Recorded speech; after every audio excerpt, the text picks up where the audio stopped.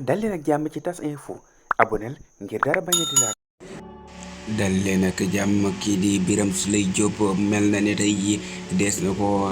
daal di déféré ca parquet ba ña ko xamle moo di ñii di waa observateur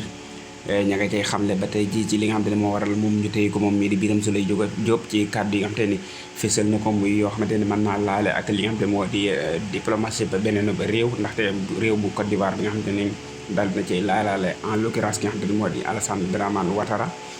ak it le président Macky Sall nga xam te ne moom itam am na ay tuuma yoo xam te ne tegaale na ko ci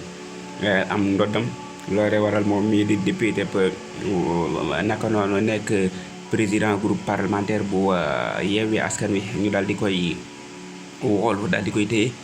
ci fële ca sûreté urbaine waaye daal mel na ni tey jii moom dees na ko déféré ci parquet bi ci mbir moom nga xamante ni daal dina koy àddu nekk mbir moo xamante ni ñu bëri jugé leen ko ci nekk mbir mu doy waar